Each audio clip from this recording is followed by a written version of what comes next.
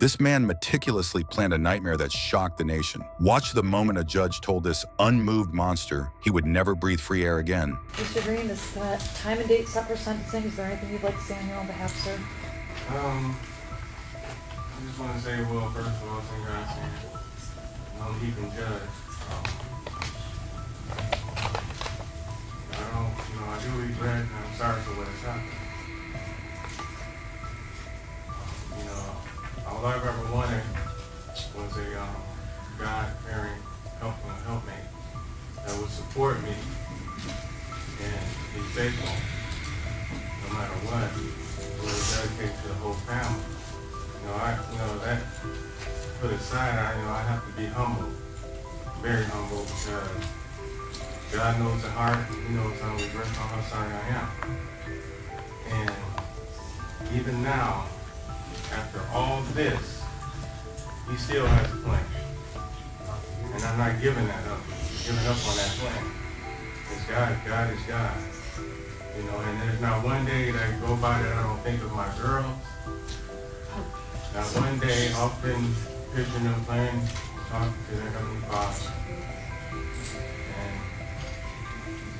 And, I pray that God be with Chadney and Cara. I feel bad for how this has deeply impacted everyone. And may God help them, help me, help us all. That's all I have to say. Mr. Green, of all the tragic cases this court has seen, the facts of this one are by far the worst. Fathers are supposed to protect their children. Yes. Husbands are supposed to protect their wives. I didn't know how I would sit here this morning and get through listening to Ms. Green testify about what happened in this case. Yet I look at you and you appear utterly unmoved by everything that she said. Your actions are inconceivable and beyond understanding.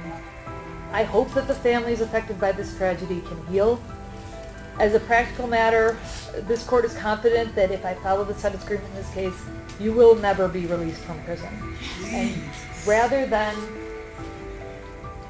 decide to, in the event I were to say, nope, this isn't enough, the family would be forced to take this to trial, and I don't want Ms. Green to ever have to endure what happened again. She already has to live with it every day.